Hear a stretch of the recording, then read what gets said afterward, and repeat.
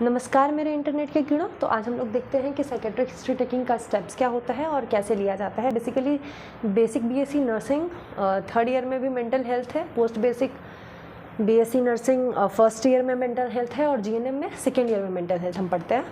तो उसमें बेसिकली जब भी नर्सिंग स्टूडेंट्स साइकेट्रिक पेशेंट से इंटरेक्ट करते हैं तो किन स्टेप्स में किस तरीके से वो हिस्ट्री लेंगे कि वो इन सारी चीज़ों को कवर करेंगे। Psychiatric history taking basically 7 steps का होता है। फर्स्ट स्टेप में उनका सोशियो डेमोग्राफिक डाटा आता है। सोशियो डेमोग्राफिक डाटा मतलब वो उनका नाम क्या है, उनके पेरेंट्स का नाम क्या है, एड्रेस कहाँ है, रिलीजन क्या है, वगैरह वगैरह वगैरह चीज़ें आती हैं सोशियो डेमोग्राफिक डाटा में। उसके बाद होता है प्रेजेंटिंग कंप्लेंट। जो भी कंप्लेंट है वो पेशेंट कैसे एक्सपीरियंस कर रहा है और रिलेटिव कैसे एक्सपीरियंस कर रहे हैं, तो उनके बेसिस पे हम हिस्ट्री पूछते हैं, बात करते हैं और हिस्ट्री टेकिंग करते हैं कि जो कंप्लेंट है वो एज एक्सपीरियंस बाई पेशेंट कैसे होता है और as experience by close relatives कैसे होता है। क्लोज रिलेटिव कहने का मतलब कि अगर बच्चा साइकेट्रिक पेशेंट है तो उसके माँ बाप होंगे और अगर माँ बाप हैं तो उनके बच्चे होंगे। पति पेशेंट है तो पत्नी उनकी क्लोज रिलेटिव में आती हैं। ठीक है।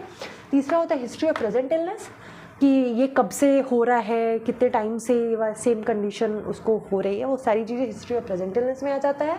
उसके बाद होता है पास्ट साइकेट्रिक हिस्ट्री, उन्होंने पास्ट में कोई मेडिकेशन लिया था, नहीं लिया था, क्या हुआ था, क्या नहीं हुआ था।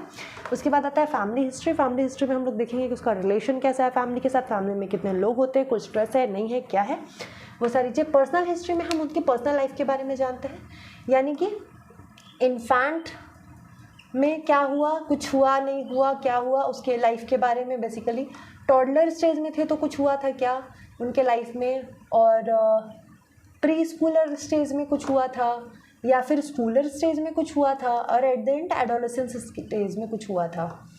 ठीक है। उसके बाद एडल्टहुड भी आता है। अकॉर्डिंग टू एज हम उनके बारे में पर्सनल हिस्ट्री लेते हैं कि वो इस टाइम पे क्या हुआ था। ठीक है। इन सारी चीज़ों के पीछे एक रीज़न होता है। हिस्ट्री टेकिंग करते हैं तो हमें पता चलता है कि एक्चुअली रीज़न क्या था, कॉज क्या था कोई भी डिजीज़ कंडीशन होने का।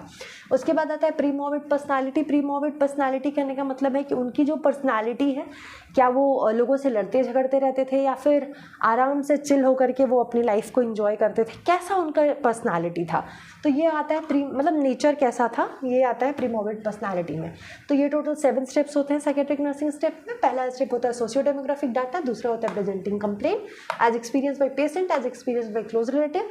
उसके बाद तीसरा स्टेप होता है हिस्ट्री ऑफ प्रेजेंट इलनेस, चौथा पास्ट साइकेट्रिक हिस्ट्री, उसके बाद फैमिली हिस्ट्री, पर्सनल हिस्ट्री और premorbid personality. Thank you.